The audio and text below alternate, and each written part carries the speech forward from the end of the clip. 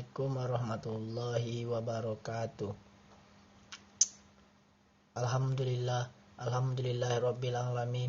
Wassalatu wassalamu ala asrofil anbiya'i wal mursalin wa ala alihi wassohbihi rasulillahi ajmain.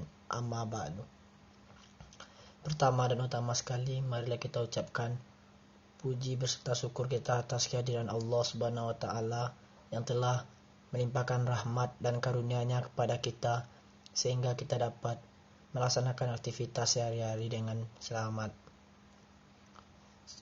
Yang kedua, salawat beserta salam tak lupa pula kita hadiahkan buat sosok pegawai Allah yang tak pernah meminta gaji, yang tak pernah mengenal korupsi, apalagi melihat wanita-wanita seksi. Tak lain dan tak bukan yakni Nabi besar kita, Nabi Muhammad Sallallahu Alaihi Wasallam. Sebelum masuk judul ceramah saya, baiklah sebelumnya saya akan mengingatkan kepada kita semua untuk selalu bersyukur, sebagaimana dalam Quran surah Ibrahim ayat 7 yang berbunyi, A'udzubillahi minasyaitonirrajim, Bismillahirrahmanirrahim. Wa istasna rabbukum la in syakartum la'azidannakum wa la in kafartum inna azabil syahid. Sesungguhnya kata Allah, barang siapa yang mensyukuri nikmatku, azabku sangatlah pedih.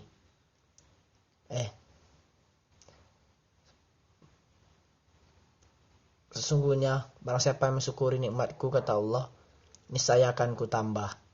Dan barang siapa yang kufur atas nikmatku, ingat azabku sangatlah pedih. Baiklah, tidak memperpanjang waktu, masuk ke judul ceramah saya yang berjudul Tahayul, Bid'ah dan Khurafat. Pengertian tahayul adalah, tahayul berasal dari kata hayal, yang berarti apa yang tergambar pada seseorang mengenai suatu hal baik dalam keadaan sadar atau sedang bermimpi. Tahayul merupakan mitos, sesuatu yang tidak nyata. Tahayul ada dalam cerita-cerita yang tidak jelas asal-usulnya, atau cerita dalam mimpi dan cerita yang tidak masuk akal. Dengan kata lain, tahayul adalah kepercayaan terhadap perkara gaib, yang kepercayaan itu hanya didasarkan pada kecerdikan akal, bukan didasarkan pada sumber Islam, baik Al-Quran maupun Al-Hadis. Tahayul merupakan kepercayaan dari nenek moyang kita yang belum bisa dibuktikan secara ilmiah. Contoh tahayul, mempercayai akan mendapatkan rezeki ketika orang tertimpa kotoran cicak atau suara burung yang dianggap akan nada tamu yang datang.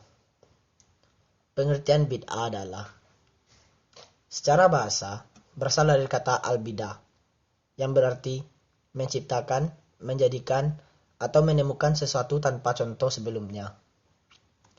Bid'ah yaitu cara yang diada-adakan dalam masalah agama yang berlawanan dengan syariat, dengan tujuan membuat aturan dan berlebihan dalam beribadah kepada Allah Subhanahu wa taala. Sedangkan untuk masalah perangkat atau urusan dunia, manusia diperbolehkan untuk mengeksplorasi selama tidak ada larangannya dalam Islam. Dengan kata lain, bid'ah adalah suatu amalan yang diada-adakan atau menambah amalan dalam ritual ibadah, padahal tidak dicontohkan oleh Rasulullah SAW.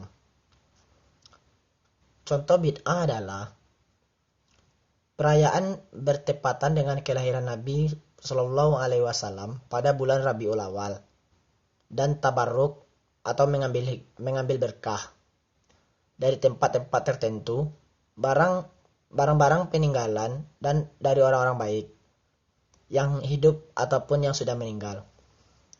Sebagaimana dalam hadis riwayat Bukhari dan Muslim, barang siapa yang mengada-ngadakan hal baru dalam urusan kami atau agama, padahal bukan dari bagiannya, maka ia tertolak. Bid'ah dalam agama terbagi menjadi dua. Yang pertama, bid'ah qauliyah, i'tiqadiyah, atau perkataan dan keyakinan. seperti pernyataan dan keyakinan kelompok Jahmiyah, Mu'tazilah, Syiah, dan kelompok-kelompok sesat lain. Bid'ah di dalam ibadah, seperti beribadah kepada Allah dengan sesuatu yang belum pernah disyariatkannya. Sebab-sebab munculnya bid'ah, yaitu yang pertama, tidak memahami hukum-hukum Islam, mengikuti hawa nafsu, fanatik atau ta'assub terhadap golongan dan figur tertentu, menyerupai orang kafir atau tasyabuh.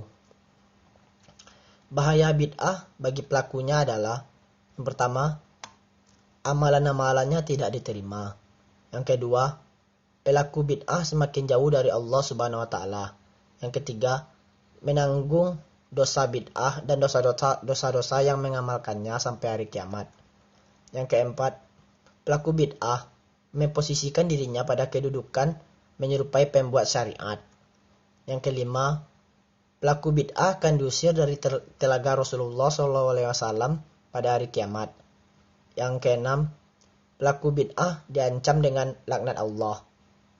Yang ketujuh, pintu taubat hampir terkunci bagi sahibu atau ahli bid'ah. Yang ketiga adalah pengertian khurafat adalah yang berarti menganggap sesuatu benda memiliki kekuatan yang dapat mempengaruhi manusia. Khurafat lebih dekat kepada syirik, sehingga sangat berbahaya dalam akidah sekarang. Contoh khurafat, meyakini kuburan orang saleh dapat memberikan berkah atau tabarruk, memuja atau memohon kepada makhluk halus atau jin, meyakini sebuah benda keris atau batu, mempercayai azimat atau jimat yang dapat menahan sesuatu bahaya kepada seseorang, mempercayai binatang seperti burung dapat membawa tuah atau sial, membuang ancak untuk menghalau hantu, mengunjungi kuburan yang dianggap keramat, dan lain sebagainya. Faktor perbuatan khurafat. Yang pertama, iman yang kurang mantap kepada Allah menyebabkan sukar membedakan amalan benar dan khurafat. Yang kedua, terpengaruh dengan masyarakat yang bebas mengamalkan perkara khurafat. Yang ketiga, ingin mencari jalan mudah untuk menjadi kaya dan terkenal. Cara-cara menangani dan memberantas perbuatan khurafat di kalangan masyarakat Islam. Yang pertama, menggiatkan usaha-usaha dakwah dan majelis-majelis ilmu di seluruh lapisan masyarakat. Yang kedua, memberi sanksi hukuman berat kepada mereka yang terlibat.